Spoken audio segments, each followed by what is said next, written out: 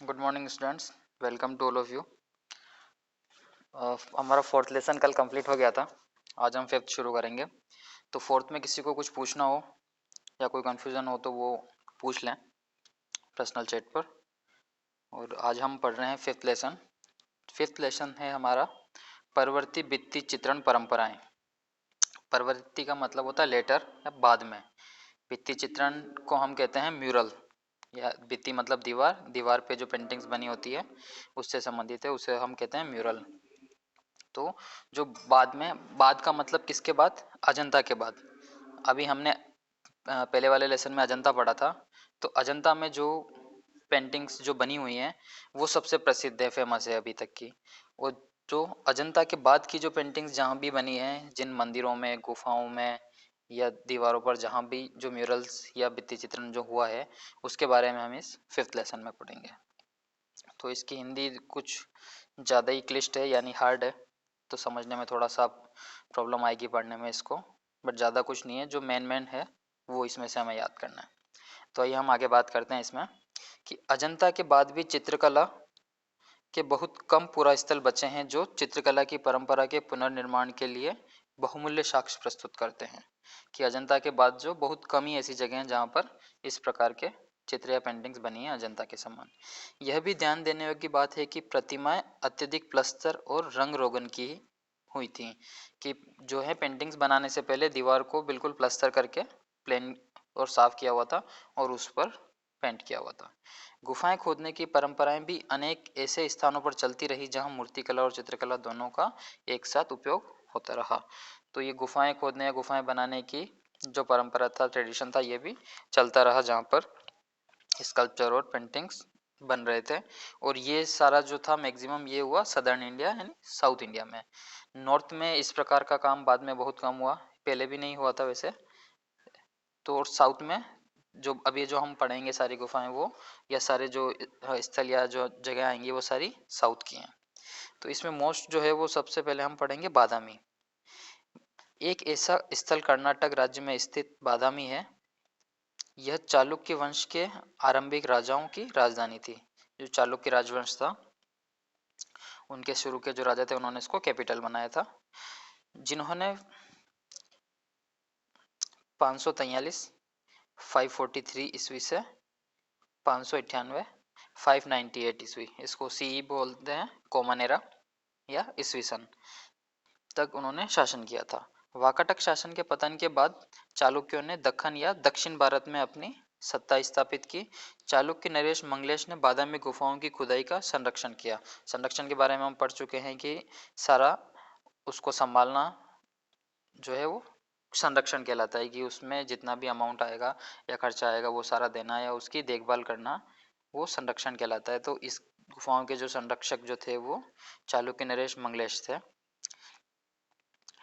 वह चालुक्य नरेश पुलकेशन प्रथम का छोटा भाई, छोटा पुत्र और कीर्तिवर्मन का भाई था।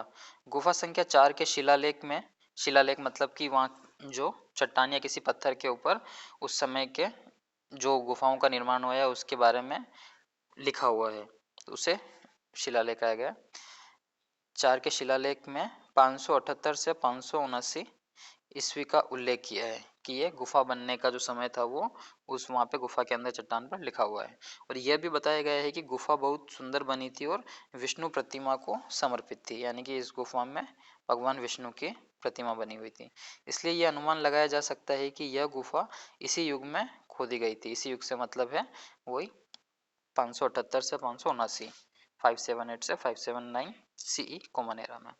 और इसका संरक्षक राजा मंगलेश वैष्णव धर्म का अनुयायी था। जिस राजा ने इसको बनवाया संरक्षक था वो राजा मंगलेश वैष्णव, जो वैष्णव धर्म को मानने वाला यानी भगवान विष्णु की पूजा करने वाला था।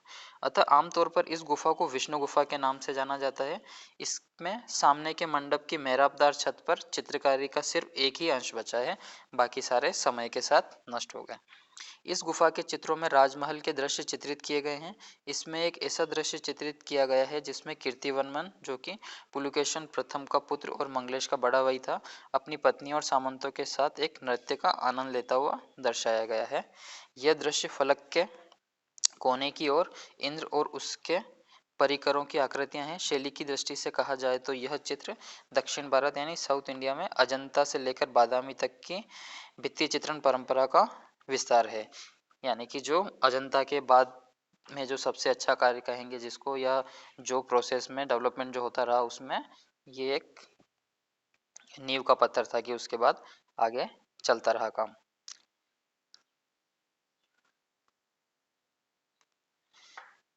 इसकी लयबद्ध रेखाएं, धारा प्रवाह रूप और सुसंहत चुस्त संयोजन कला की कुशलता और परिपक्वता के सुंदर उदाहरण हैं, जो ईसा की 6ठी शताब्दी के कलाकारों में पाई जाती थी।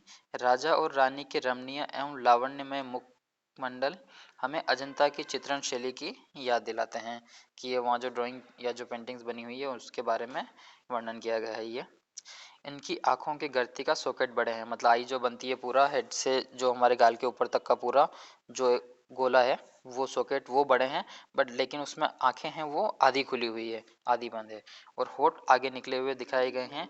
यह ज्ञातव्य है कि चेहरे के अलग अलग हिस्से की बाहरी रेखाएं सुस्पष्ट हैं और संपूर्ण चेहरे को सुंदरता प्रदान करती है। इस प्रकार कलाकारों ने साधारण रेखाओं के जरिए संपूर्ण आकृति को भव्य बना दिया है।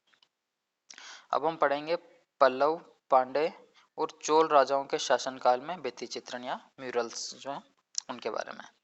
उत्तर चित्रकला की परंपरा पूर्ववर्ती शताब्दियों में पल्लव, पांड्य और चोल वंशीय राजाओं के शासनकाल में दक्षिण भारत में आगे तमिलनाडु तक फैल चुकी थी। अलबत्ता उसमें क्षेत्रीय अंतर अवश्य पाए जाते थे। क्षेत्रीय अंतर से मतलब कि अलग अलग जगह पे कुछ जो अलग अलग आर्टिस्ट हैं वो अपना अलग अलग टाइप का काम करते हैं कि उसमें सेम बनाने की कोशिश भी करते हैं लेकिन कुछ डिफरेंस आ जाते हैं। कि जैसे एक अमेरिकन जो है वो इंग्लिश बोलता है और एक इंडियन बोलेगा, या फिर इंडियन में भी अलग अलग जो है वो स्टेट का बंदा बोलेगा तो वो जो एक्सेंट में जो चेंज आता है, तो वैसे ही हम एग्जांपल ले सकते हैं कि कोई पेंटिंग बनाने की कोशिश करता है और उसकी कॉपी भी करता है, बट सबकी कॉपी भी एक जैसी नहीं हो पाती है। तो इनकी जो आर्ट थी उनमें इतना डिफरेंस जरूर था कि अलबत्ता इनमें क्षेत्रीय अंतर अवश्य पाए जाते हैं। पल्लव राजा जो दक्षिण भारत के कुछ हिस्सों में राज सत्ता में आए थे, बड़े कला प्रेमी और कलाओं के संरक्षक थे। महेंद्र वर्मन प्रथम जिसने 7वीं शताब्दी में राज किया, उसने पन्नामलई, मंडकपट्टू और कांचीपुरम जो तमिलनाडु में है मंदिरों का निर्माण करवाया। मंडकपट्टू के शिलालेख में कहा गया है कि महेंद्र वर्मन प्रथम अनेक उपाधियों से विभूषित था, जैसे कि विचित्र चित्र यानी जिज्ञासु मन वाला, कि उसको हमेशा कुछ न कुछ जानने की इच्छा रहती थी।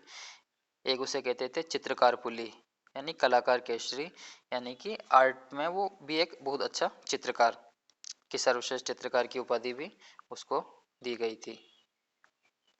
चैत्यकारी यानी मंदिर निर्माता। इन उपाधियों से पता चलता है कि महेंद्र वर्मन प्रथम कला संबंधी गतिविधियों में बहुत दिलचस्पी रखता था। आगे प्रथम लगाने का मतलब है कि ये इस नाम का और भी कोई राजा हुए हैं जो बाद में द्वितीय तृतीय से लगाते हैं, ये फर्स्ट है। इन मंदिरों देवालयों में ये पेंटिंग्स जैसे देख पा रहे हैं अब ये सित्तनवासल से मिली है। पूर्व पांड्य काल के चित्र 9वीं शताब्दी ईस्वी है, तमिलनाडु में है, जो जैन गुफा मंदिर है उनकी दीवारों पर ये मिली है और ये तमिलनाडु में है। जाने वाले चित्र भी महेंद्र वर्मन प्रथम की प्रेरणा से बनाए गए थे। हालांकि अब इन चित्रों के कुछ अंश ही बचे हैं। पन्नामलई देवी की आकृति लालित्यपूर्ण बनाई गई है। कांचीपुरम मंदिर के चित्र तत्कालीन पल्लव नरेश राज सिंह के संरक्षण में बने थे। अब तो उन चित्रों के कुछ अंश ही उपलब्ध हैं जिनमें सोम स्कंद को चित्रित किया गया है। इन चित्रों के चेहरे गोल और बड़े हैं, रेखाओं में लयबद्धता पाई जाती है। पूर्ववर्ती काल के चित्रों की तुलना में इन चित्रों में अलंकरण की मात्रा अधिक है। अलंकरण का मैंने पहले भी बताया है, डेकोरेशन। धड़ का चित्रण पहले जैसा ही है मगर अब उसे लंबा बना दिया गया है। जब पांड्य सत्ता में आए तो उन्होंने भी कला को संरक्षण प्रदान किया। तिरुमलईपुरम की गुफाएं और सित्तनवासल पुदुकोट्टई तमिलनाडु में स्थित जैन गुफाएं इसका जीवंत उदाहरण है। तिरुमलई के चित्रों में कुछ टूटी हुई परतें देखी जा सकती हैं। सित्तनवासल में चैत्य के बरामदे में भीतरी छत पर और ब्रैकेट पर चित्र दिखाई देते हैं। बरामदे के खंभों पर नाचती हुई स्वर्गीय परियों की आकृतियां देखी जा सकती हैं। इन आकृतियों की बाहरी रेखाएं दृढ़ता के साथ खींची गई हैं और हल्की पृष्ठभूमि पर सिंदूरी लाल रंग से चित्रित की गई हैं। शरीर का रंग पीला है। अंगों में लचक दिखाई देती है। नर्तकियों के चेहरों पर हाव भाव की झलक है। अनेक गतिमान अंगों प्रत्यंगों में लयबद्धता है। ये सभी विशेषताएं कलाकार की सृजनात्मक कल्पना शक्ति और कुशलता की द्योतक है। यानी क्रिएटिव जो थिंकिंग थी उस समय के आर्टिस्ट की, जो उसने इस प्रकार की इमेजेस जो बनाई। इन आकृतियों की आंखें बड़ी-बड़ी और कहीं-कहीं चेहरे से बाहर निकली हुई भी दिखाई देती हैं। आंखों की यह विशेषता दक्खन और दक्षिण भारत के परवर्ती काल के अनेक चित्रों में देखने को मिलती है, कि जो दक्षिण भारत में बाद में जो चित्र बनाए गए उसमें ये जो आप देख पा रहे हैं ये देवी 7वीं शताब्दी ईस्वी पन्नामलई में बना हुआ एक म्यूरल यानी भित्ति चित्रण है।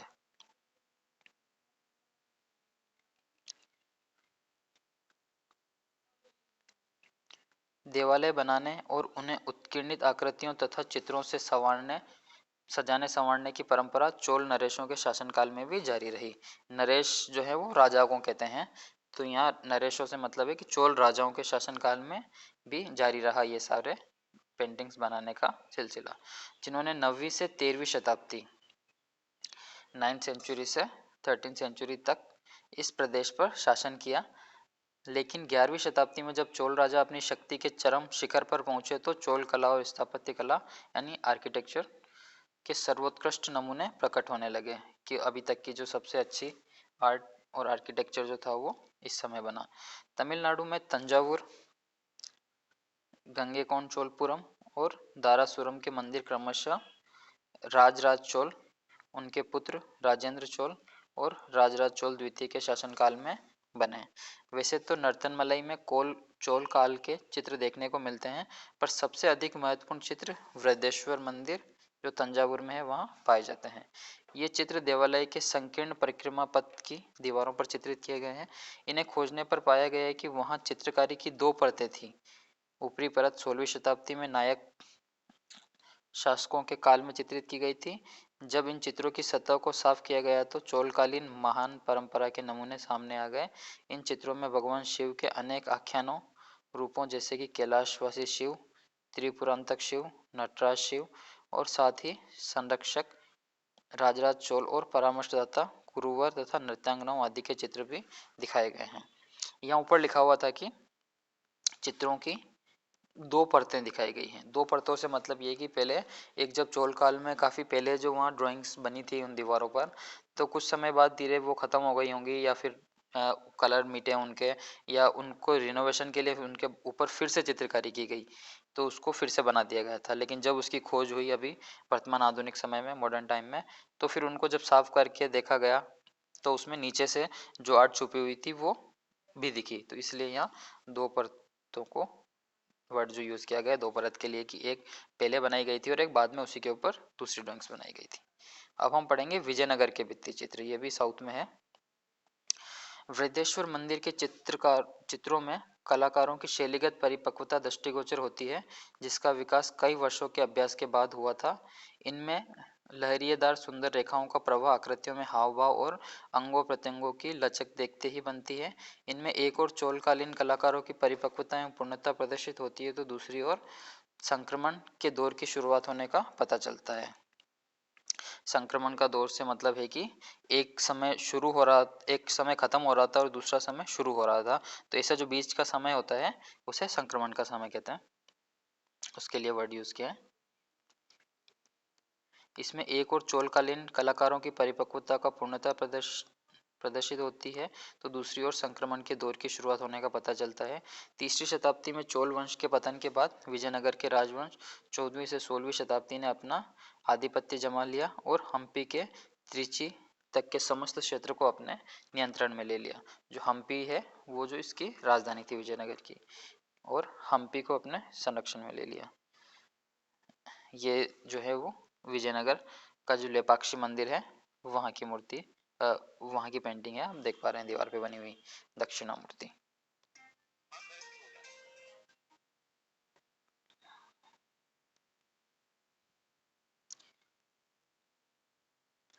राज्य की राजधानी बनाया। अनेक मंदिरों में उस काल के अनेक चित्र आज भी मौजूद हैं। त्रिची के पास तिरुपराकुरम तमिलनाडु में पाए गए चित्र जो 14वीं शताब्दी में बनाए गए थे। विजयनगर शैली के आरंभिक चरण के नमूने हैं। हम्पी में विरूपाक्ष मंदिर में मंडप की भीतरी छत पर अनेक चित्र बने हुए हैं जो उस वंश के इतिहास की घटनाओं तथा रामायण और महाभारत के प्रसंगों को दर्शाते हैं कि वहाँ मंदिर में रामायण और महाभारत से संबंधित चित्र बने हुए हैं। अनेक महत्वपूर्ण चित्र फलकों में, फलक के का मतलब है साइड, दीवार जो है उस पर अनेक फलकों में एक चित्र में बुक्का राय के आध्यात्मिक गुरु, बुक्का राय वो थे जिन्होंने विजयनगर साम्राज्य की स्थापना करी थी। गुरु विद्यारण्य को एक पालकी में बैठाकर एक शोभा यात्रा में ले जाया जा रहा है। साथ ही विष्णु के अवतारों को भी चित्रित किया गया है। चित्रों में आकृतियों के पार्श्व चित्र और चेहरे दिखाए गए हैं। आकृतियों की आंखें बड़ी बड़ी और कमर पतली दिखाई गई है। आधुनिक आंध्र प्रदेश में हिंदूपुर के पास लेपाक्षी में वहाँ के शिव मंदिर की दीवारों पर विजयनगरी चित्रकला के शानदार नमूने देखने को मिलते हैं। परंपरा का पालन करते हुए विजयनगर के चित्रकारों ने एक चित्रात्मक भाषा का विकास किया जिसमें चेहरों को पार्श्व चित्र के रूप में और आकृतियों तथा वस्तुओं को दो आयामों में दिखाया गया है। रेखाएं निश्चल लेकिन सरल दिखाई गई हैं और संयोजन सरल रेखीय उपखंडों में प्रकट होता है। पूर्ववर्ती शताब्दियों की इन शैलीगत परिपाटियों को दक्षिण भारत में विभिन्न केंद्रों के कलाकारों द्वारा अपना लिया गया था, जैसा कि नायक काल के चित्रों में देखने को मिलता है। 17वीं और 18वीं शताब्दी के नायक कालीन चित्र तिरुपराकुंड्रम, श्रीरंगम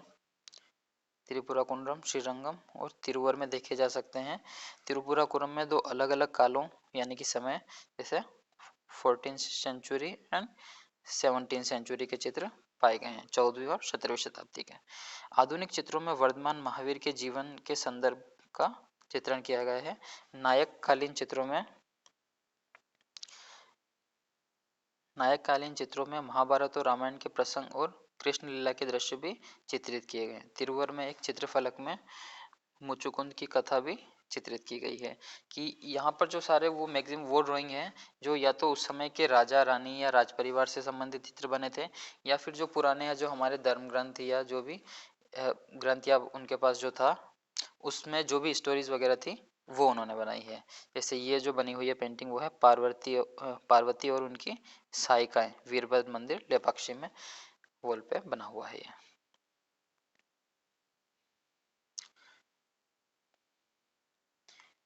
चिदम्बरम तमिलनाडु में अनेक चित्रफलकों में शिव और विष्णु से संबंधित कथाएं चित्रित हैं। शिव को भिक्षाटन मूर्ति और विष्णु को मोहिनी रूप में चित्रित किया गया है। तमिलनाडु के अर्काट जिले में चेंगम स्थल पर स्थित श्री कृष्ण मंदिर में 60 ऐसे चित्रफलक हैं जिनमें कथाओं का चित्रण किया गया है। ये चित्र नायक चित्रकला के परवर्ती चरण के नमूने हैं। उपयुक्त उदाहरणों से ऐसा प्रतीत होता है कि नायक शैली के चित्र बहुत कुछ विजयनगर शैली के ही विस्तृत रूप हैं, अलबत्ता उनमें कुछ क्षेत्रीय परिवर्तन कर दिए गए हैं। आकृतियों के पार्श्व चित्र अधिकतर समतल पृष्ठभूमि पर दर्शाए गए हैं। वहाँ की पुरुष आकृतियों की कमर पतली दिखाई गई है, जबकि विजयनगर शैली में उनके पेट भारी या बाहर निकले हुए दिखाए गए हैं। कलाकारों ने पूर्ववर्ती शताब्दियों की तरह परंपराओं का पालन करते हुए चित्रों में गति बढ़ने का प्रयत्न किया है और चित्रों के अंतराल को भी गतिशील बनाने की कोशिश की है। तिरुवंजुली तमिलनाडु में नटराज का चित्र इस बात का अच्छा उदाहरण है। तो आज हम इतना ही करेंगे। तो अभी जो हमने पढ़ा है वो सारी हैं अजंता के बाद जहाँ जहाँ म्यूरल्स या भित्ति चित्र बने हैं उनके बारे में, और मोस्टली ये सारी जगह हैं साउथ इंडिया में। तो इसमें ये आपको पेंटिंग्स जो हैं वो ध्यान रखनी है, इनके बारे में देखना है कि ये जो वाइट जो स्पेस दिख रहा है ये सारा मतलब कि नष्ट हो चुका है, लेकिन ये इतने सालों के बाद भी इतना बचा रहना भी काफ़ी बड़ी बात है। तो नेक्स्ट पार्ट हम कल पढ़ेंगे। Thank you.